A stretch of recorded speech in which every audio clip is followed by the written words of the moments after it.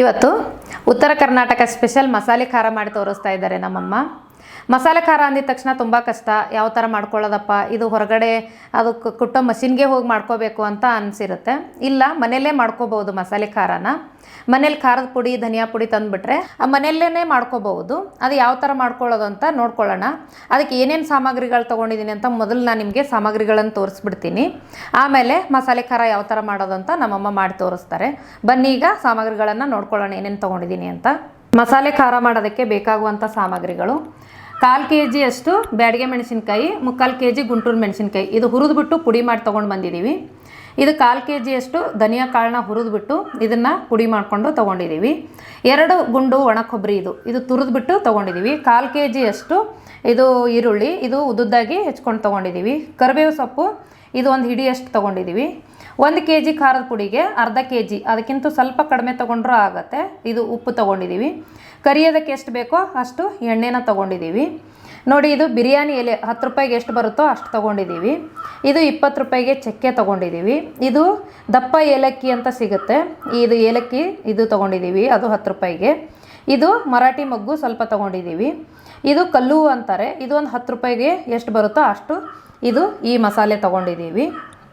ನೋಡಿ, ಜೀರಿಗೆ, ಇದು 2ರಿಂದ 3 ಟೇಬಲ್ ಸ್ಪೂನ್ ಅಷ್ಟು ಜೀರಿಗೆ ಹುರ್ಕೊಳ್ಳೋದಕ್ಕೆ ಇದು ಜೀರಿಗೆ.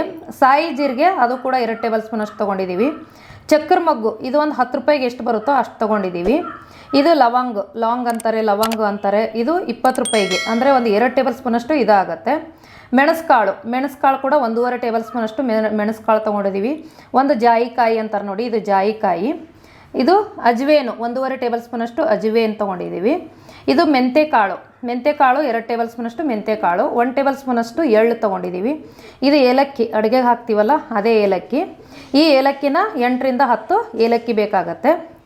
2ರಿಂದ 3 ಟೇಬಲ್ ಸ್ಪೂನ್ ಅಷ್ಟು ಸಾಸಿವೆ, 2ರಿಂದ 3 ಟೇಬಲ್ ಸ್ಪೂನ್ ಅಷ್ಟು ಇದು ಜೀರಿಗೆ, ಇದು ಹುರಿದೇ ಇರೋ ಹಾಕೊಳ್ಳೋಕ್ಕೆ ಇದು ಸಪ್ರೇಟಾಗಿ ಬಟ್ಲಲ್ಲಿ ತೊಗೊಂಡಿದ್ದೀವಿ.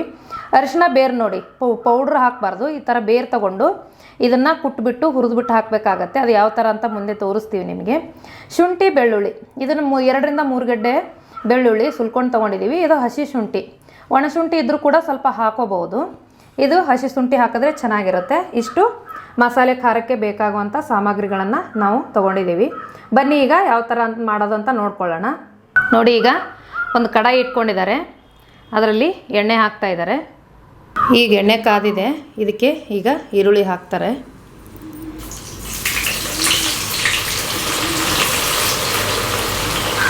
ನೋಡಿ, ಈ ಥರ ಪೂರ್ತಿಯಾಗಿ ಇದನ್ನು ಕ್ರಿಸ್ಪಿ ಆಗೋವರೆಗೂ ಇದನ್ನು ಹುರ್ಕೋಬೇಕು. ಇದು ಉಳ್ಳಾಗಡ್ಡಿ ಎಷ್ಟೊತ್ತು ಹುರಿಬೇಕವ? ಪೂರ ಕೆಂಪಾಗತ್ತಕ ಹುರಿಬೇಕಲ್ಲ? ಹಾಂ, ನೋಡಿ, ಈಗ ಈ ಥರ ಪೂರ್ತಿಯಾಗಿ ಕೆಂಪಗಾಗಿ ಹುರಿದಾದ್ಮೇಲೆ ಇದನ್ನು ತೆಗೆದು ಬಿಡಬೇಕು.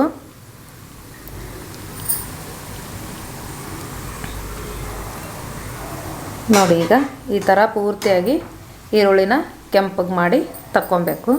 ತೊಗೊಂಡಿದ್ದು ಇದೆಲ್ಲ ಒಡೆದು ಈ ಥರ ಸಣ್ಣ ಸಣ್ಣದಾಗಿ ಮಾಡಿಟ್ಕೊಂಡಿದ್ದೀವಿ. ಇದು ಈಗ ಹುರಿತಾರೆ. ಈಗ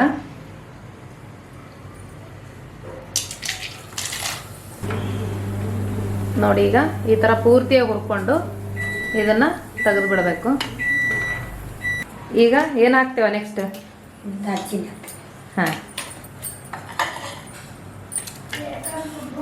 ನೋಡಿ, ಇದರಲ್ಲಿ ದಪ್ಪ ದಪ್ಪ ಮಸಾಲೆ ಯಾವುದಿದೆಯೋ ಅದು ಮೊದಲಿಗೆ ಹಾಕಿಬಿಡಬೇಕು.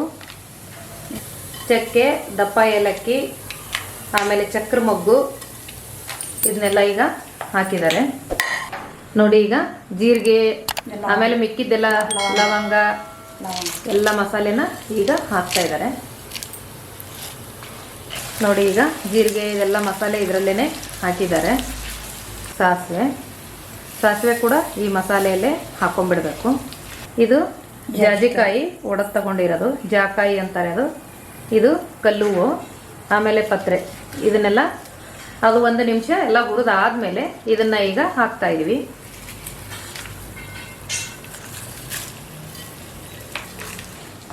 ಈಗ ನೋಡಿ, ಇದು ಕಡಿಮೆ ಉರಿಯಲ್ಲಿ ಇಟ್ಕೊಂಡು ಎಲ್ಲ ಮಸಾಲೆನ ಹುರಿತಾ ಇದ್ದಾರೆ. ನೋಡಿ, ಇದೆಲ್ಲ ಹುರಿದಾಯಿತು, ತೆಗಿತಾ ಇದ್ದಾರೆ ಈಗ.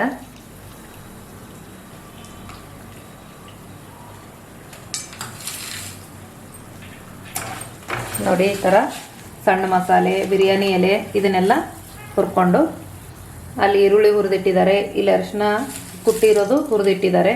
ಈಗ ಈ ಸಣ್ಣ ಸಣ್ಣ ಮಸಾಲೆ ಬಿರಿಯಾನಿ ಎಲೆ ಈಗ ಹುರಿದಿದ್ದಾರೆ ನೋಡಿ. ಇದು ಹಸಿ ಶುಂಠಿ, ಇದು ಸಣ್ಣ ಸಣ್ಣದಾಗಿ ಈ ಥರ ಕಟ್ ಮಾಡ್ಕೊಂಡು ತೊಗೊಂಡು ಇದು ಸ್ವಲ್ಪ ಎಣ್ಣೆಯಲ್ಲಿ ಫ್ರೈ ಮಾಡ್ಕೋಬೇಕು ನೋಡಿ. ಎಣ್ಣೆಯಲ್ಲಿ ಹಾಕ್ತಾ ಇದ್ದಾರೆ ಈಗ. ಇದು ಹಸಿದು ಹಾಕೋದ್ಗಿಂತಲೂ ಸ್ವಲ್ಪ ಈ ಥರ ಹುರ್ಕೊಂಡು ಹಾಕಿದ್ರೆ ಖಾರ ಕೆಡಲ್ಲ ಅನ್ನೋ ಉದ್ದೇಶಕ್ಕೆ ಈ ಥರ ಸ್ವಲ್ಪ ಹುರ್ಕೋಬೇಕು. ಬೆಳ್ಳುಳ್ಳಿ ಏನು ಹುರ್ಕೊಳ್ಳೋದು ಬೇಡ, ಶುಂಠಿ ಮಾತ್ರ ಹುರಿದ್ಬಿಟ್ಟು ಹಾಕೋಬೇಕಾಗತ್ತೆ. ಶುಂಠಿ ಹುರಿದಾಯಿತು, ತೆಗಿತಾ ಇದ್ದಾರೆ ಈಗ. ಈಗ ನೋಡಿ ಕರಿಬೇವು ಸೊಪ್ಪನ್ನ ಹಾಕ್ತೀವಿ. ಇದು ಕೂಡ ಕ್ರಿಸ್ಪಿ ಆಗೋವರೆಗೂ ಹುರ್ಕೋಬೇಕು ಇದನ್ನು. ಇದು ಹಸಿಯಾಗಿರಬಾರ್ದು, ಯಾಕಂದರೆ ಹಸಿಯಾಗಿದ್ದರೆ ಖಾರ ಕೆಡೋ ಚಾನ್ಸಸ್ ಇರುತ್ತೆ. ಹಾಗಾಗಿ ಪೂರ್ತಿಯಾಗಿ ನೋಡಿ, ಅದು ಕೈಯಲ್ಲಿ ಮುರಿದ್ರೆ ಮುರಿಯೋ ಥರ ಆಗಬೇಕು. ಇದಕ್ಕೆ ಫ್ರೆಶ್ ಆಗಿರೋ ಕರಿಬೇವು ಸೊಪ್ಪನ್ನೇ ತಂದು ಈ ಥರ ಕ್ರಿಸ್ಪಿ ಆಗೋವರೆಗೂ ಹುರಿದು ಮಸಾಲೆ ಖಾರಕ್ಕೆ ಹಾಕಿದ್ರೆ ಒಳ್ಳೆ ಘಮ ಬರುತ್ತೆ. ಈಗೇನು ಹುರಿತೇವನಿ ಈಗ? ಕೊಬ್ಬರಿ. ಹಾಂ, ಕೊಬ್ಬರಿ ಹಾಕ್ತೀನಿ. ಹಾಂ ಹಾಂ. ಅರಿಶಿನ ಹುರ್ಕೊಂಡಿರೋದ್ರಿಂದ ಅದು ಕಲರ್ ಹಳದಿ ಕಲರ್ ಬಂದಿದೆ ಇದಕ್ಕೆ ನೋಡಿ. ಇದು ಕೆಂಪಗಾಗೋವರೆಗೂ ನಾವು ಇದನ್ನು ಚೆನ್ನಾಗಿ ಹುರ್ಕೋಬೇಕು ನೋಡಿ. ಒಣ ಕೊಬ್ಬರಿ ಈ ಥರ ಕೆಂಪಗಾಗೋವರೆಗೂ ಹುರಿಬೇಕು ನೋಡಿ. ಈ ಥರ ಕಲರ್ ಚೇಂಜ್ ಆಗಿರಬೇಕು ನೋಡಿ. ಇದು ಮುಂಚೆ ಹುರಿದಿಟ್ಟಿರೋದು. ಈಗ ಸ್ವಲ್ಪ ಧನಿಯಾ ಪೌಡ್ರು, ಉರಿ ಕಡಿಮೆ ಇಟ್ಕೊಂಡು ಇದು ಸ್ವಲ್ಪ ಸ್ವಲ್ಪನೇ ಹುರ್ಕೋಬೇಕಾಗತ್ತೆ ನೋಡಿ. ಸ್ವಲ್ಪ ಇದರಲ್ಲಿ ಹುರ್ಕೊಂಡ್ರು ಸಾಕಾಗತ್ತೆ. ತೀರಾ ಹಸಿದಾಗೆ ಹಾಕೋದ್ಗಿಂತಲೂ ಸ್ವಲ್ಪ ಈ ಥರ ಹುರ್ಕೊಂಡು ಹಾಕ್ಕೊಂಡ್ರೆ ಮಸಾಲೆ ಖಾರ ಕೆಡೋದಿಲ್ಲ. ಹಾಗಾಗಿ ಸ್ವಲ್ಪ ಈ ಧನಿಯಾ ಪೌಡ್ರ್ ಕೂಡ, ಇಲ್ಲಾಂದರೆ ನಾವು ಹವೇಸ್ ಕಾಳು ತಂದಿರ್ತೀವಿ, ಆ ಹವೇಸ್ ಕಾಳನ್ನ ನಾವು ಸ್ವಲ್ಪ ಹುರಿದ್ಬಿಟ್ಟೆ ನಾವು ಖಾರ ಕುಟ್ಟಿಸ್ಕೊಂಡು ಬರ್ತಾ ಇರ್ತೀವಿ. ನಾವು ಇಲ್ಲಿ ಸಿಟಿನಲ್ಲಿ ಈ ಥರ ಹಾಕಿದ್ರೆ ಕುಟ್ಟಲ್ಲ, ಇಲ್ಲಿ ಬೀಸ್ ಕೊಡ್ತಾರಲ್ಲ. ಹಾಗಾಗಿ ನಾವು ಇದನ್ನು ಸ್ವಲ್ಪ ತಂದುಬಿಟ್ಟು ಈಗ ಹುರಿದು ಮಿಕ್ಸ್ ಮಾಡ್ತೀವಿ ಇದಕ್ಕೆ ನೋಡಿ. ಈಗ ಎಲ್ಲ ಹುರಿದಿದ್ದಾಯಿತು. ಈಗ ಮಸಾಲೆ ಖಾರನ ಈ ದೊಡ್ಡ ಪಾತ್ರೆನಲ್ಲಿ ಹಾಕಿ ಈಗೆಲ್ಲ ಮಸಾಲೆನ ನಾವು ರುಬ್ಕೋಬೇಕೀಗ ನೋಡಿ. ಈಗ ಈ ಉಪ್ಪನ್ನ ಇದಕ್ಕೆಲ್ಲ ಮಿಕ್ಸ್ ಮಾಡ್ಕೋಬೇಕು ನೋಡಿ. ಇದನ್ನು ಉಪ್ಪು ಖಾರ ಎರಡು ಮೊದಲು ಮಿಕ್ಸ್ ಮಾಡ್ಕೋಬೇಕಾಗತ್ತೆ ಈ ಥರ. ಈಗ ನೋಡಿ ಒಂದು ಸ್ವಲ್ಪ ಹುರಿದಿಟ್ಕೊಂಡಿರೋ ಧನಿಯಾ ಪುಡಿನ ಅದಕ್ಕೆ ಮಿಕ್ಸ್ ಮಾಡ್ತಾ ಇದ್ದಾರೆ. ಈ ಡ್ರೈ ಏನಿರುತ್ತೋ ಇದನ್ನೆಲ್ಲ ಮೊದಲೇ ನಾವು ಮಿಕ್ಸ್ ಮಾಡ್ಕೊಂಡ್ಬಿಡಬೇಕು ನೋಡಿ. ಈಗ ಉಪ್ಪು ಬರೀ ಖಾರದ ಪುಡಿ, ಇದು ಹವೇಸ್ ಪುಡಿ ಅಂತಾರೆ, ಧನಿಯಾ ಪುಡಿ ಅಂತಾರೆ, ಇದನ್ನೀಗ ಮಿಕ್ಸ್ ಮಾಡ್ತಾ ಇದ್ದಾರೆ. ನಾವು ಸ್ಟೆಪ್ ಬೈ ಸ್ಟೆಪ್ ತೋರಿಸಿದ್ದೀವಿ. ನೀವು ಕರೆಕ್ಟಾಗೆಲ್ಲ ನೋಡಿಕೊಂಡ್ರೆ ಮನೆಯಲ್ಲೇ ತುಂಬ ಈಸಿಯಾಗಿ ನಾವು ಮಸಾಲೆ ಖಾರನ ರೆಡಿ ಮಾಡ್ಕೋಬಹುದು ನೋಡಿ. ಈಗ ಮಸಾಲೆನ ಯಾವ ಥರ ರುಬ್ಕೋಬೇಕು ಅಂದರೆ, ನಾವು ಹುರಿದಿಟ್ಟಿರೋ ಇದು ಸ್ವಲ್ಪ ಇದು ಅರಿಶಿನ ಬೇರಿದು ಎಲ್ಲ ಮಸಾಲೆನೂ ಸ್ವಲ್ಪ ಸ್ವಲ್ಪ ಹಾಕ್ಕೊಳ್ಳೋದ್ರಿಂದ ನಾವು ಈಸಿಯಾಗಿ ಮಸಾಲೆನ ರುಬ್ಕೋಬಹುದು. ಎಲ್ಲ ಅಂದರೆ ಎಲ್ಲನೇ ರುಬ್ಕೋಬೇಕು, ಎಲ್ಲ ಸ್ವಲ್ಪ ಸ್ವಲ್ಪನೇ ಹಾಕ್ಕೋಬೇಕು. ಹಾಗಾಗಿ ನಾನೀಗ ಆ ಥರ ತೋರಿಸ್ತಾ ಇದ್ದೀವಿ ನೋಡಿ. ಈರುಳ್ಳಿ ಇದು ಸ್ವಲ್ಪ ಹಾಕ್ತಾಯಿದ್ದಾರೆ. ಈ ಥರ ಎಲ್ಲನೂ ಮಿಕ್ಸ್ ಮಾಡಿ ಹಾಕೋದ್ರಿಂದ ಒಂದು ಗಟ್ಟಿ ಇರುತ್ತೆ, ಒಂದು ಮೆತ್ತಗಿರುತ್ತೆ, ಎಲ್ಲನೂ ಒಂದೇ ಸಮದಲ್ಲಿ ಪೇಸ್ಟ್ ಆಗುತ್ತೆ ಅನ್ನೋ ಉದ್ದೇಶಕ್ಕೆ ಎಲ್ಲನೂ ಸ್ವಲ್ಪ ಸ್ವಲ್ಪ ಹಾಕ್ತಾಯಿದ್ದಾರೆ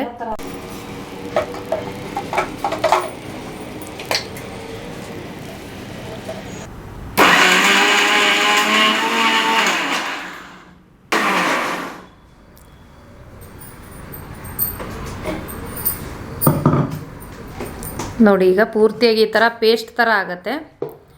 ಈ ಥರ ನಾವು ಮಸಾಲೆನ ಅರೆದ್ಬಿಟ್ಟು ಇದಕ್ಕೆ ಮಿಕ್ಸ್ ಮಾಡಬೇಕೀಗ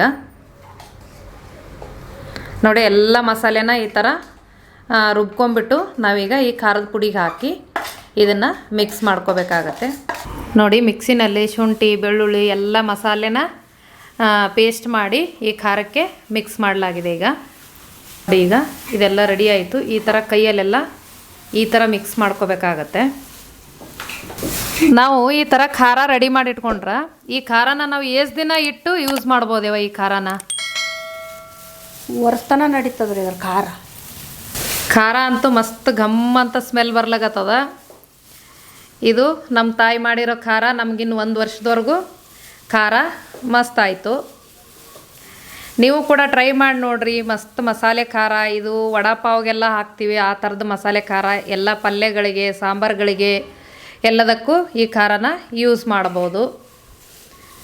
ಇದು ಒಂದು ಪಿಂಗಾಣಿ ಭರಣಿಗೆ ಅಥವಾ ನಾವು ಕಾಜಿನ ಬಾಟ್ಲಿಗೆ ತುಂಬಿಟ್ಕೊಂಡ್ರೆ 1 ವರ್ಷದವರೆಗೂ ಇಡ್ಬೋದಂತೆ. ನೋಡಿ ನೀವು ಟ್ರೈ ಮಾಡಿರಿ. ಈ ವಿಡಿಯೋ ನಿಮಗೆ ಇಷ್ಟವಾದರೆ ಲೈಕ್ ಮಾಡಿ, ಶೇರ್ ಮಾಡಿ, ಸಬ್ಸ್ಕ್ರೈಬ್ ಮಾಡಿ, ಹಾಗೆ ಪಕ್ಕದಲ್ಲಿರೋ ಬೆಲ್ ಐಕನ್ ಪ್ರೆಸ್ ಮಾಡಿ. ಧನ್ಯವಾದಗಳು.